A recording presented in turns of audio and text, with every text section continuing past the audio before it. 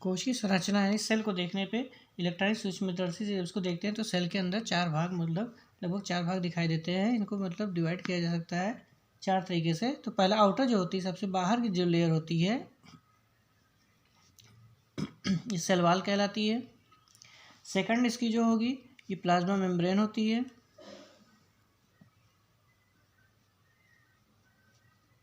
Plasma membrane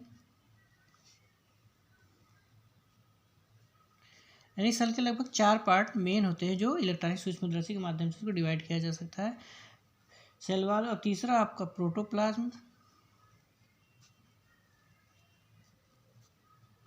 protoplasm. चौथा जो होगा ये वैक्यूल्स यानी रिक्तिकाएं जो होती हैं,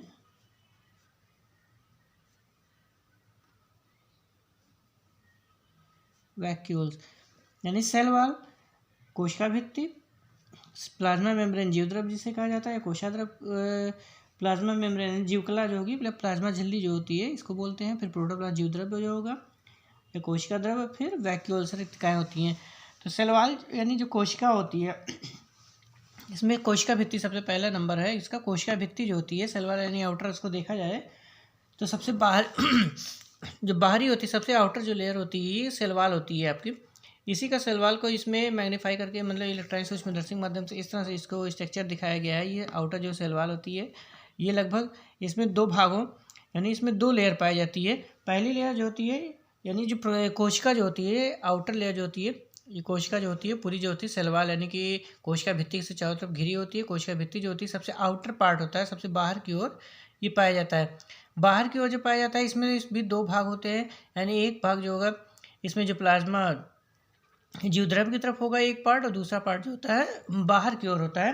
तो इसमें जो कोशिका भित्ति जो बाहर की यानी कि जो कोशिका द्रव ये इसमें इसका निर्माण, और ये जो कोशिका द्रव ये बाहर की ओर होगा, लेकिन इसका जो निर्माण जो होता है जीवद्रव में जो पाए जाते हैं, जीवद्रव में अनावश्यक पदार्थ जो पाए जाते हैं ये वेस्ट मटेरियल जो होते हैं धीरे धीरे क्या करते हैं आउटर साइटोप्लाज्म में, ये प्रोटोप्लाज्म जो होते हैं धीरे धीरे किनारे होते हुए चले जाते हैं। यहाँ पे आके किनारे ये साइड में आके इकट्ठे होने लगते हैं। ये काफ़ी टाइट हो जाता है, सख्त हो जाते हैं और यहाँ के मृत होते हैं यानी कि नष्ट पदार्थ कह सकते हैं, वेस्ट मटेरियल जो होता है यहाँ पे आके कड़ा होकर यहाँ पे स्टोर हो जाता है। तो यही जो होती है इसके आउटर लेयर बना लेती है, कोशिका भित्ति बन जाती है। यह एक कोशिका भित्ति जो होती है निर्जीव पदार्थ होता है, के साथ निर्जीव होती है। जो कोशिका भित्ति मुख्यतः जो है ये सेलुलोज का बना होता है। सेलुलोज का बना कोशिका भित्ति प्राय 2 परतों यानी कि जो 2 भाग बताए यानी कि आउटर, ये आउटर कहलाएगी और ये इंटरनल पार्ट यानी जीवद्रव की तरफ वाला इनर पार्ट हो गया अंतः भित्ति, और ये आउटर की ओर बाहर लेयर हो जाती है। यानी इसमें 2 भागों में डिवाइड किया जा सकता है, प्राथमिक भित्ति और द्वितीयक भित्ति। यानी कोशिका ये जो दिखाया गया देखिए इसमें, इसको ये दिखाया गया इसमें प्राथमिक भित्ति जो आउटर सबसे बाहर की होगी और ये अंदर की ओर होती है, ये द्वितीयक भित्ति कहलाती है। ये अनुप्रस्थ काट है, ये त्रिविम दृश्य इसमें दिखाया गया है। तो ये प्राथमिक भित्ति आउटर से सबसे बाहर की ओर होगी, और ये जो होगी तो ये आपकी द्वितीयक भित्ति जो अंदर जो प्रोटोप्लाज्म की साइड में होती है। तो ये इसमें जो बाहर की होती है, बाहरी भित्ति जो होती है ये इसकी सेलुलोज नामक पदार्थ की बने होते हैं। जो आउटर ले हो गए यानी इसमें 2 भागों डिवाइड किया गया, प्राथमिक भित्ति सेल वॉल को प्राथमिक भित्ति और द्वितीयक भित्ति।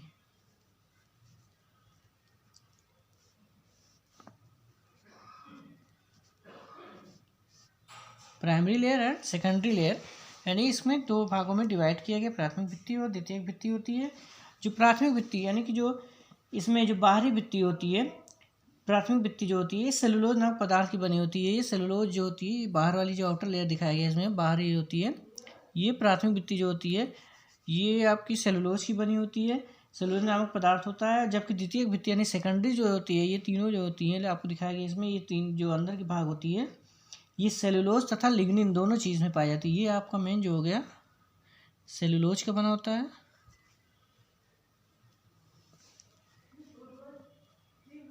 सेलुलोज का होता है। और द्वितीयक भित्ति जो होती है ये सेलुलोज और लिग्निन पदार्थ पाया जाता है। प्रोटीनियस मटेरियल जो होता है लगभग ये इसमें प्रोटीन जैसे पदार्थ होता है, प्रोटीन के पार्ट है या इस तरह की चीज़ें जो होती है अनावश्यक जो उसका वेस्ट मटेरियल टाइप में निकलता है, ये सेलुलोज और लिग्निन की बनी होती है द्वितीयक भित्ति, और प्राथमिक भित्ति वाली सेलुलोज की बनी होती है। इन्हीं का पाया जाता है। द्वितीयक भित्ति जो होती है, ये सेकेंडरी जो होती है, ये लगभग 3 भागों में इनको अंदर से डिवाइड किया जाता है, यानी कि 3 पार्ट दिखाए गए हैं इसमें। जैसे इसमें 3 पार्ट S1, S2, S3 दिखाया गया है। इसमें यह डिटेल इस तरह दिखाया गया। पहला पार्ट S1 दिखाया गया, S1, S2, S3, ये तीनों मिला के जो होती है द्वितीयक भित्ति होती है, अंदर की ओर साइड में पाई जाती हैं। जो इसमें दो निकटवर्ती कोशिकाओं के कोशा और इसमें जो होती है तीनों पार्ट इसमें दिखाया गया है। अंदर की ओर जो होती है लगभग ये कह सकते हैं जो द्वितीयक भित्ति इसमें जो S3 होगा ये आपका साइटोप्लाज्म की ओर होगा, और जो S1 होता है ये प्राथमिक भित्ति की ओर अटैच होता है। इन दोनों के बीच में जो होती है ये सेकेंडरी जो होती है द्वितीयक भित्ति के S2 पाया जाएगा। इन दोनों के बीच में पार्ट होगा। जैसे ये इसमें कोशिका, ये कोशिका भित्ति दिखाई गई, तो जो अंदर की ओर होता है ये S3 हो गई, इसके बीच वाला पार्ट लगभग S2 हो गया, और आउटर लेयर पे जो होता है ये यहाँ पे इसमें कह सकते हैं आउटर जो बाहर की ओर होती है ये लेयर जो होती है लगभग S1 होती है। इसके बाद आउटर जो हो गया ये इसमें इसके पार्ट का हो तो प्राथमिक भित्ति कहलाएगी। तो ये प्राथमिक हो गई, जो प्राथमिक भित्ति के पास में होगा S1 होगा, उसके बाद S2 होगी, और S3 जो होगी ज्योतिरब्द की तरफ होती है। तो ये 3 तरीके से इसमें डिवाइड किए गए हैं।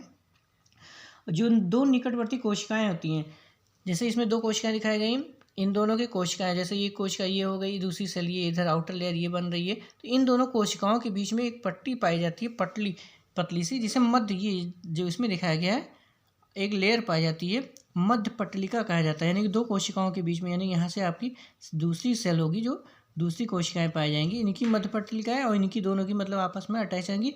फिर यहाँ से दूसरा कोशिकाओं का फॉर्मेशन होता है, दूसरी कोशिकाएं होती हैं, दोनों आपस में अटैच होती हैं। तो इस तरह से 2 कोशिकाओं के बीच में एक मध्य पटलिका पाई जाएगी, यानी कि मिडिल लैमेली पाई जाती है। इसे मिडिल लैमेली कहा जाता है, या मध्य पटलिका। जैसे ये साइड में दिखाई गई है, इसमें ये दूसरी कोशिका का पार्ट होगा, इसके जो बीच में ये लेयर होती है मध्य पटलिका कहलाती है, यानी मिडिल लैमेला कहलाती है। ये जो होती है लगभग मिडिल लैमेला जो होती है ये आपकी मध्य पटलिका जो होती है ये पैक्टिन और कार्बोहाइड्रेट का बना होता है। पैक्टिन और मध्य पटलिका जो होती है ये पैक्टिन और कार्बोहाइड्रेट, लगभग कार्बोहाइड्रेट का बना हुआ होता है। ये दोनों चीज़ें मिला के मतलब जो मध्य पटलिका होती है ये आपका पैक्टिन और कार्बोहाइड्रेट से मिलके बना होता है। ये जो दोनों कोशिकाएं होती हैं, दोनों कोशिकाओं को आपस में जोड़ने का काम करती हैं, यानी जो निकटवर्ती कोशिका होगी इसके समीप जो कोशिका होगी इन दोनों को जोड़ने का काम मध्य पटलिका करती हैं, यानी मध्य पटलिका के माध्यम से जुड़ती हैं। और जो इसमें पैक्टिन और कार्बोहाइड्रेट की बनी होती हैं। तो ये मेन इसका स्ट्रक्चर होता है, यानी जो आउटर लेयर कोशिका भित्ति सबसे मेन पार्ट जो है, यानी सेल का सबसे नंबर जो 4 भागों में डिवाइड किया गया, तो सेल वाल जो तो इस तरह से दिखाई देता है। आउटर लेयर इसमें दिखाई दे रहा है, ये इस तरह से जो होती है 2 भागों में डिवाइड किया गया इनको, प्राथमिक भित्ति और सेकेंडरी भित्ति जो होती है 3 लेयर में बनी होती है। जो सबसे बाहर की ओर होती है S1 कहलाती है, और जो सबसे अंदर जीवद्रव के पास होती है S3 होगी, और इनके बीच में S2 होती है। ये जो बाहर की ओर होती है ये सेलुलोज की बनी होती है, और जो इसमें प्राथमिक भित्ति होती है सेलुलोज की बनी होती है, द्वितीयक भित्ति जो होती है सेलुलोज और लिग्निन दोनों पाए जाते हैं। ये इनका होता है इसको। और मेन कोशिका भित्ति का कार्य क्या होता है, कोशिका भित्ति जो होती है इनको क्या करती है, ये निश्चित आकृति देती है, किसी भी सेल के लिए निश्चित आकार का काम करती है, निश्चित आकार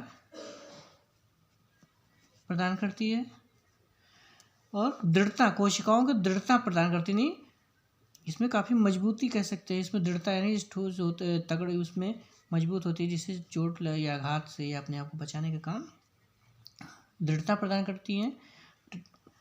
और ये कोशिकाओं के अंदर सजीव पदार्थ को बाहर, यानी कि जो इसके अंदर जीवद्रव्य पाया जा रहा है, सजीव पदार्थ जो पाए जा रहे हैं, इनको आघातों से, चोट लगने से भी इनको बचाने का काम यही कोशिकाएं करती हैं। यानी इसमें जो पाई जाती हैं सजीव पदार्थ जो जीवद्रव्य को कह सकते हैं, जीवद्रव्य जो होता है इनको बाहरी आघातों से, अगर इसमें आघात लगेगा तो क्या होगा, चोट लगने से ये फट सकती हैं, रप्चर हो सकती हैं, इन सब की चीज़ों से बचाव के लिए जीवद्रव्य जो होती हैं, तो ये मेन 3 फंक्शन करती हैं, जिसको निश्चित आकार प्रदान करती हैं, दृढ़ता प्रदान करती हैं, जीवद्रव्य के आघातों से बचाने के काम करती हैं। तो ये इसकी कोशिका भित्ति का मेन फंक्शन जो होता है इसमें कार्य करता है। तो ये कोशिका भित्ति जो होती है सबसे बाहरी, यानी कि सबसे आउटर जो होती है सेलुलर की कोशिका की इलेक्ट्रॉनिक सूक्ष्मदर्शी के माध्यम से देखा जाता है, तो ये आउटर लेयर दिखती है।